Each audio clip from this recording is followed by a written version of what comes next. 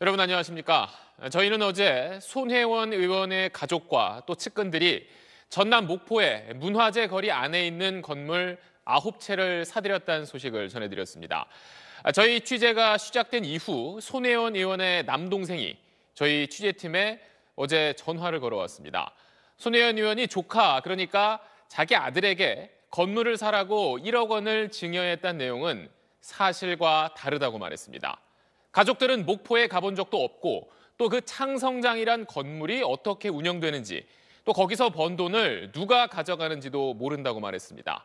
손혜원 의원은 돈을 주면서 건물을 사라고 했다는데 정작 그 건물 주인인 손 의원의 조카 그리고 그 아버지는 자기 게 아니라고 하는 겁니다. 차명 거래, 차명 구매란 말이 떠오르는 대목입니다.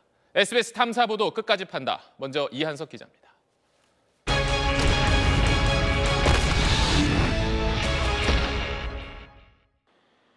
목포 창성장과 그 앞 건물의 주인은 각각 2017년 6월과 9월 20대 3명으로 바뀝니다.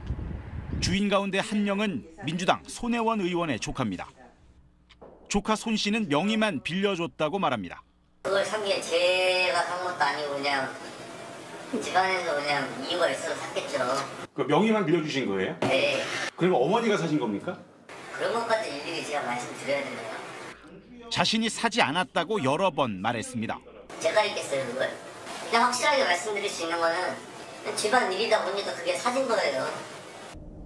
손 씨의 아버지이자 손혜원 의원의 남동생은 어제 끝까지 판다팀에 전화를 걸어 건물 매입 경위에 대해 설명했습니다. 우선 목포 건물 매입은 자신들의 의사와 아무런 관계가 없다고 말했습니다. 가족 모두 목포에는 가본 적도 없고 게스트하우스인 건 나중에야 들었다는 겁니다. 매입 시점을 근거로 들었습니다. 건물 두 채 매입 시점인 2017년 6월과 9월에 건물 명의자인 아들, 즉 손 의원의 조카는 군복무 중이었습니다. 손 의원의 남동생은 또 창성장이 어떻게 운영되는지 수익은 누구에게 가는지도 모른다고 말했습니다. 창성장을 매입한 3명의 청년이 운영할 것이라고 언급했던 손 의원의 주장과는 다른 대목입니다. 그럼 계약은 어떻게 이루어졌을까? 손 씨는 아내가 손혜원 의원 측에 아들의 인감도장을 넘겨줬다고 주장했습니다. 손 의원 남편이 대표로 있는 매장에서 일한 적이 있어서 아내가 손 의원의 요구를 거절할 수 없었다고 전했습니다. 다음, 건물 매입자금 문제입니다. 두 건물을 매매하던 시점에 손 의원이 아들 계좌로 각각 3천만 원과 4,200만 원을 보내왔다고 말했습니다. 3명의 명의자가 창성장은 9천만 원, 또 다른 건물은 1억 2,600만 원에 매입하는데 정확히 3분의 1에 해당하는 금액이 통장에 입금됐다는 겁니다. 손 의원의 남동생은 목포에 가본 적도 없어 자신들이 건물 가격을 알 수 없었던 만큼 손 의원이 건물 계약에 직접 관여한 증거라고 말했습니다. 손 의원은 현금 증여 형식으로 돈을 건네며 증여세도 함께 보냈다고 남동생이 전했습니다. 손 의원의 남동생은 아들 명의의 건물이 생기면서 아들이 훗날 주택 청약 자격에서 불리해질지 모른다며 불만을 토로했습니다. SBS 이한석입니다. 저희는 목포 문화재 거리 안에 손혜원 의원의 가족 또 측근이 산 건물이 더 있는지 그 일대를 계속 확인하고 있습니다. 그 취재 결과 어제 말씀드렸던 9채 말고 손혜원 의원 남편의 재단 명의로 돼 있는 건물이 한 채가 더 있는 걸로 드러났습니다. 계속해서 강청원 기자입니다. 목포 창성장과 약 50m 떨어진 곳에 있는 2층짜리 흰색 건물입니다. 2007년 12월 주인이 바뀝니다. 주변 거리가 문화재로 지정되기 8개월 전입니다. 새 주인은 손혜원 의원 남편이 대표로 있는 문화재단입니다. 손 의원은 앞서 SBS와의 인터뷰에서 남편 명의의 문화재단은 사실상 자신이 만든 재단이라고 밝힌 바 있습니다. 사실은 국회의원 들어오기 훨씬 전에 이제 문화재단을 하나를 만들었어요. 지금 남편이 재단 이사장이고 지금 아무런 이 주택은 없지. 손 의원은 오늘 언론 인터뷰와 해명 자료를 통해 박물관 부지를 확보하기 위해 건물을 사들였고 추가로 사들일 계획도 있다고 밝혔습니다. 하지만 이 건물은 박물관 용도로 샀다는 문화재단 소유의 건물과 멀리 떨어져 있습니다. 넓이도 1, 2층 다 합쳐 18제곱미터. 박물관 부지로 쓰기에 턱없이 좁습니다. 백물관을 하려고 재단에서 여기 계속 조그만 것들이 옆에 있는 것들을 제가 사려고 노력을 하고 있는 중이고요. 손 의원의 가족이나 측근이 사들인 목포 건물은 10채로 늘었고 손 의원이 언론 인터뷰에서 말한 대로 손 의원과 관련 있는 사람들이 사들인 건물이 더 늘어날 수도 있습니다. SBS 강청원입니다. 그럼 손 의원의 가족과 측근들이 무더기로 건물을 산 목포 구도심 일대가 어떻게 문화재로 지정이 됐는지 그 과정을 한번 살펴보겠습니다. 자, 지난해 1월 문화재청이 공모를 시작했는데 제주와 부산을 포함해서 전국 11개 시도가 신청을 했습니다. 하지만 서류 심사에서만 7군데가 떨어졌고요. 최종 심사에서 한 곳이 탈락해서 최종적으로 목포와 군산 그리고 영주 이렇게 3곳이 선정됐습니다. 손혜원 의원은 문화재로 선정이 되면 그 지역의 건물값도 오르지 않고 또 개발도 되지 않아서 그 지역에서 오히려 꺼려한다 이런 이야기를 했는데 손 의원 말이 맞다면 왜 이렇게 지자체들이 경쟁을 벌인 건지 저희는 지금부터 어제 오늘 손혜원 의원이 해명하고 또 주장한 내용을 하나하나 짚어보도록 하겠습니다. 먼저 이현정 기자입니다. 손혜원 의원은 건물이 문화재로 지정되면 오히려 가격이 오르지 않는다고 주장합니다. 실제로 이런 사례가 있었지만 이번엔 다릅니다. 목포 옛 도심거리에 지정된 건 등록문화재입니다. 이 제도는 근대 문화유산을 보호하기 위해 2001년 도입됐는데 기존의 지정문화재와는 달리 사고 팔거나 상업적 용도로 사용할 수 있습니다. 정보 보조금도 나옵니다. 특히 이번엔 국내 처음으로 거리가 통째로 등록문화재로 지정됐습니다. 관광자원으로 활용한다는 계획이 함께 있기 때문에 근대 건축관광지구가 새로 생기는 것으로 보는 시각도 있습니다. 박물관도 짓고 일본 가옥도 이렇게 잘 복원하고 소위 이제 관광지처럼 이렇게 유명해 사람들이 몰려오고 그러면 자연스럽게 이제 임대료가 올리고 지자체 입장에서는 그런 것들을 이제 바라기도 하고 선정되기 위해 경합이 치열했던 이유이기도 합니다. 거리 말고도 건물 15채는 별도로 문화재로 또 지정됐는데 손 의원 보좌관의 남편이 산 건물이 여기에 해당합니다. 보좌관 남편 집은 문화재로 지정이 됐더라고요. 그거는 문화재로 지정을 하고도 남는 집이죠.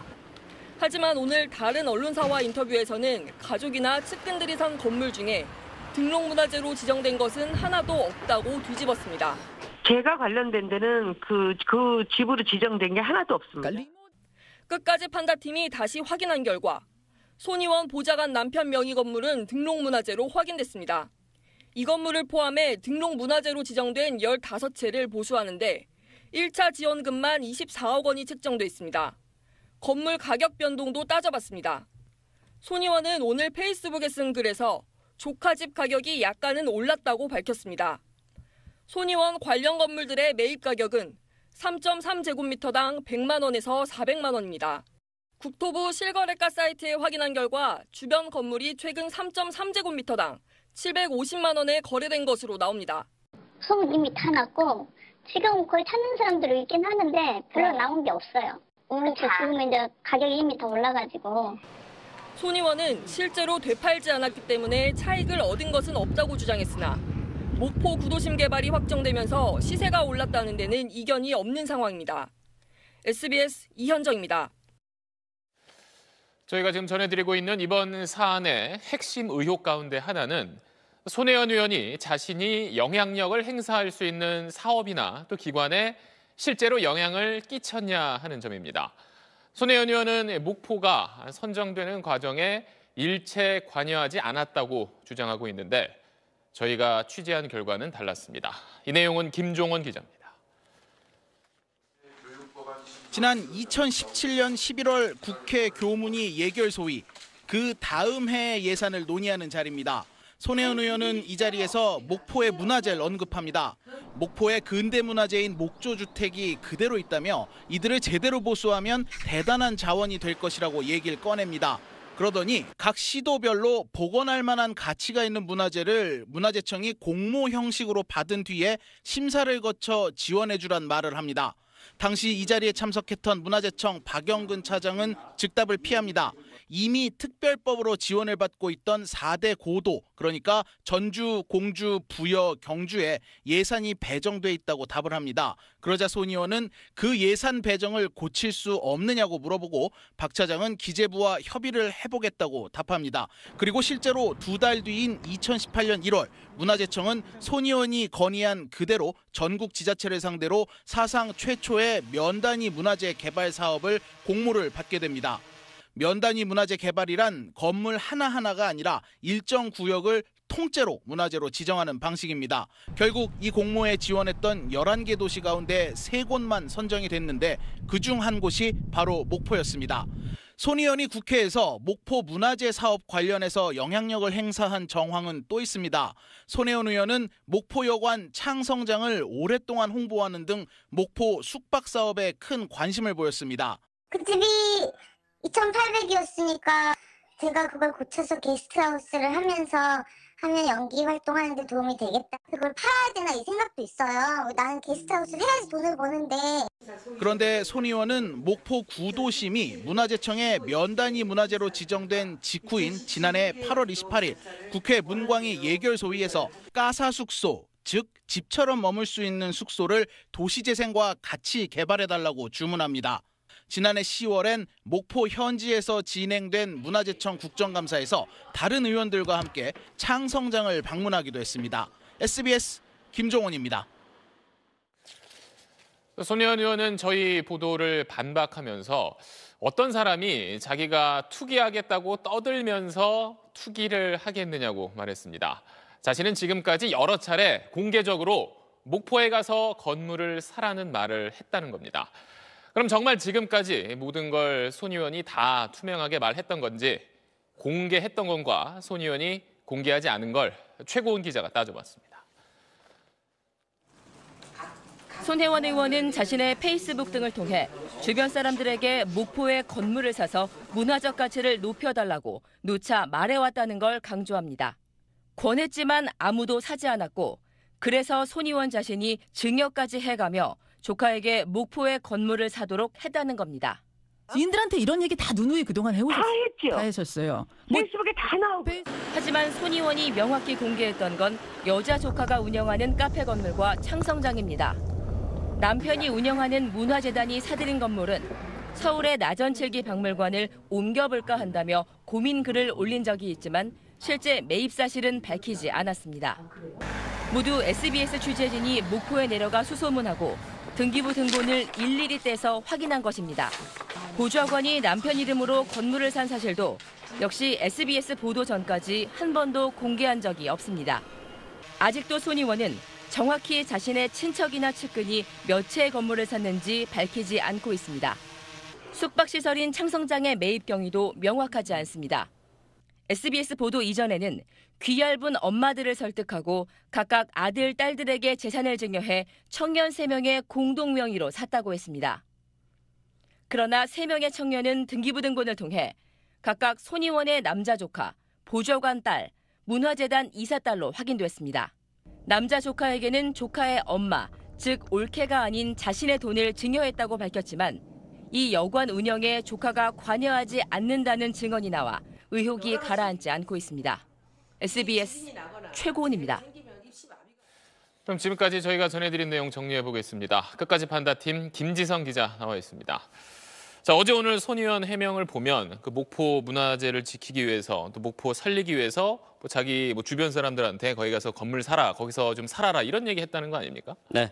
하지만 명쾌하지 않은 부분이 많습니다. 네. 먼저 손 의원 측 주장대로 투기 목적이 아니고 문화재로 지정될 경우 오히려 손해를 본다고 한다면 네. 왜 떳떳하게 본인 명의로 건물을 매입하지 않고 조카나 남편이 이사장이 있는 재단, 심지어 보좌관의 가족 명의로 건물을 샀는지가 의문입니다. 네. 손 의원은 측근들의 건물 매입 사실을 SNS 등을 통해서 전부 공개했다고 하는데 네. 앞에서 보신 것처럼 대부분은 저희 취재 결과로 이번에 드러난 것이고요. 앞으로 또 얼마나 드러날지도 모릅니다. 특히 그 보좌관의 경우 남편 명의로 된 건물 말고 더 없느냐, 가족 명의로 된 게 더 없느냐 제가 물어봤을 때 그 보좌관은 더 없었다고 했다가 저희가 취재해 보니까 딸 명의로 된 게 2채나 더 나왔습니다. 그러니까 왜 손혜원 의원이 정말 그렇게 목포를 살리고 싶었는데 뭐 손 의원 말대로라면. 네. 근데 왜 자기 명의로는 사지 않았는지 그 부분이 참 궁금한데 네. 손 의원은 지금 일단 자신 명의로 된 건 없으니까 문제가 될 게 없다. 뭐 이런 입장 아닌가요? 그렇지 않습니다. 부패방지법 7조의 2를 보면 네. 공직자는 업무 처리 중 알게 된 비밀을 이용해서 재산상의 이익을 취득하거나 제3자로 하여금 취득하게 해서는 안 됩니다. 그러니까 손 의원이 문화재 선정 과정에 영향력을 행사했거나 아니면 결과를 미리 알았는지가 관건이겠지만 만약 결과를 미리 알고 측근들에게 건물을 사라고 했다면 본인이 사지 않았더라도 그런 처벌 대상이 될 수 있습니다. 네, 어제 뭐 저희 보도 나가고 꽤 파장이 컸는데 오늘 정치권에서도 이야기가 많이 나왔어요. 네, 그 자유한국당을 비롯한 야당은 국회 차원의 진실 규명은 물론 수사 당국의 엄정한 수사가 필요하다 이렇게 촉구를 했고요. 여당인 더불어민주당도 당 차원의 진상조사에 착수했습니다. 네. 홍영표 원내대표는 문제가 있다면 책임을 묻고 단호한 조치를 취할 것이라고 밝혔습니다. 네, 뭐 관련 취재 계속 해 나갈 걸로 알겠습니다. 끝까지 판다팀 김지성 기자였습니다.